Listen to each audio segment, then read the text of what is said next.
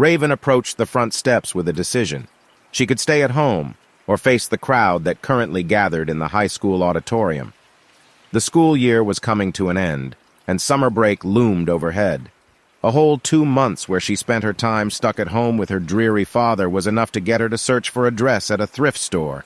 It was a black solid tube dress with a frilly skirt, as if she were preparing to attend a funeral. Truth be told, she would much rather attend a funeral than attend her own high school prom. She had nobody to go with, and no reason to enjoy being there. But the alternative was to go home. She couldn't do that either. So Raven walked up the front steps and went through to the auditorium. She could hear the pounding bass of the music before she reached the gym. The doors were thrown open, with tacky streamers and balloons strewn everywhere. A buffet table in the corner promised delicious punch and snacks, so she waltzed towards it with purpose. If there were anything that could entice her to stay, it would be the greasy food brought by chaperones. Raven was pouring herself another cup of punch when suddenly the cup was taken right out of her hand. A boy stood beside her, chugging the contents of the plastic cup in 5 seconds tops. He appeared as if he could be from the school, and Raven guessed he was attending the party from the look of his nicely ironed suit. His hair was brown, in a neat bowl cut like baby Justin Bieber. "You need to get out of here," he said. "Excuse me?" Raven took no heed and grabbed another cup to fill up for herself. The rude boy smacked it out of her hand. She blinked, unsure of what to do. "I'm serious. If you don't leave this party, you will die. I've seen it." Great, Raven thought to herself. She'd run into the school whack job. "It's been written that you will die tonight." He grabbed her hand, pulling her toward the emergency exit. "But I'm going to save you." "What the hell are you talking about? Let go of me." "I just need you to trust me." "No, you weirdo, get off." She tried to shake herself free of him, but his grip was tight as iron shackles. He pulled her outside and grabbed her by the shoulders, forcing her to look at him eye to eye. "Haven't you ever thought it was strange?" he asked her. "Every woman in your family dies before the age of 17. Unless you don't want to be an exception, I suggest you go along with my plan.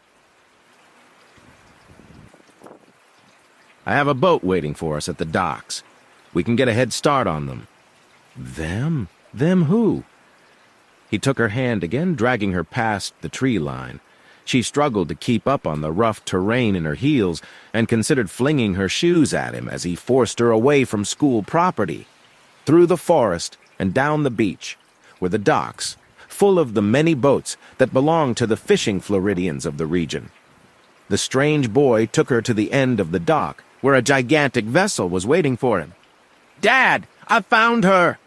he cried out triumphantly, pushing her onto the sailboat before boarding himself. "Tie her to the mast. We can't afford for her to flee. We can't make her understand, but we can make her live." "What is going on? Who are you people?"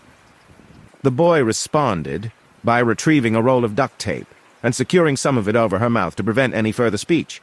He used some fishing line to bind her wrists to the mast, a weak form of bondage meant to keep her in place for her own safety, or so they claimed. Once the boat was headed away from the docks, the older man joined them by the railing. "Any visions?" the older man asked. "We need to know the second her fate changes." "I know, The boy went quiet and still, his eyes getting a look about them that made him seem 100 miles away. The man shook the boy's shoulders desperately. "Cameron, talk to me, boy. What do you see?" The boy snapped out of his trance, suddenly seeming panicked. "We need to get her off the boat, Suddenly an arrow whizzed past and struck the man right through the throat. Raven screamed, her mouth still bound with tape. Cameron quickly got in front of her, undoing the bindings on her wrists and guiding her below deck. He ripped the tape off her mouth. "What's going on? Who shot that arrow?" Raven pleaded with him for answers. For a moment he seemed inclined to give them. "There's a unique group of people. They hunt down people like you, people like the women of your family. My visions show me every single one of you there ever is or ever will be. Today I saw you. Since dawn, I've seen 57 ways you could possibly die before midnight." Raven glanced at the clock. It was 11:45. "Stay down here. I need to keep them from boarding the boat." Cameron grabbed a shotgun off the pegs mounted to the wall before instructing her to bolt the door behind him.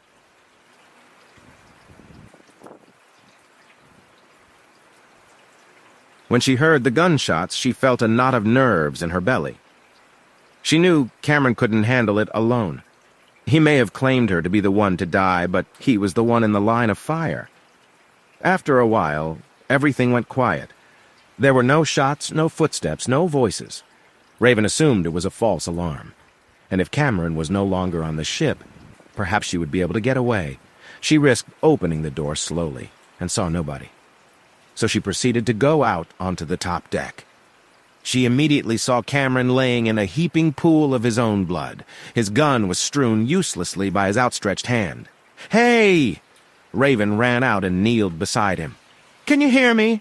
Hey!" She put her hand on his chest where she saw a bullet was lodged, sputtering blood profusely. He suddenly gasped and sat up, his chest wound, healing all at once. He slowly turned to look at her, his eyes wide. "You shouldn't have done that," he breathed. Raven was grabbed from behind and dragged to her feet. A bearded man leered at her from behind, holding a blade between his thumb and forefinger. His free hand wrapped securely around her bosom. "He's right, girlie," he sneered. "People like you don't need to be making more people like him."